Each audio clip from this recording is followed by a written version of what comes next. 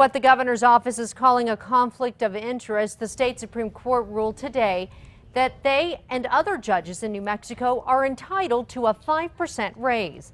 This after a governor's veto concerning the raise sparked a lawsuit. News 13's Cole Miller is here with more. Jessica, simply put, some thought the governor was overstepping her boundaries with this particular veto. Her camp argues differently, saying this decision could end up costing taxpayers even more down the road. Good morning, please be seated.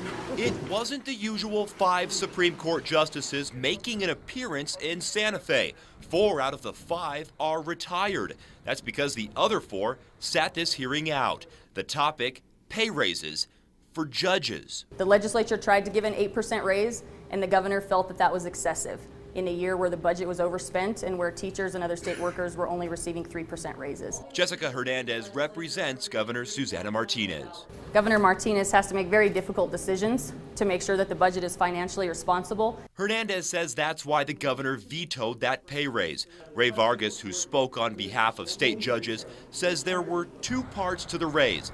3% for all state workers and an additional 5% for judges. He says the governor only vetoed part of it, making it unconstitutional. The separation of powers between the legislature and the governor's office must be maintained, and that it's this court's job to make sure that that happens. After roughly an hour of hearing both sides, a quick recess.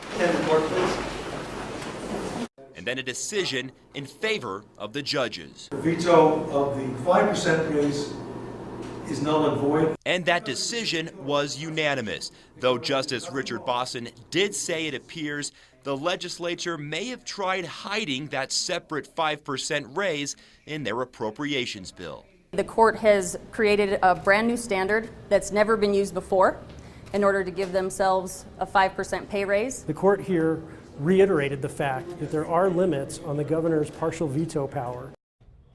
The judge's attorney says there were no fastballs thrown at the governor with this bill. He says it was just crafted a little differently than in years past. Jessica, back to you. Okay, Cole, because the retired 4 of the 5 judges who issued today's ruling will not benefit from the pay raise, but the raise will mean a bump in pay for Supreme Court justices.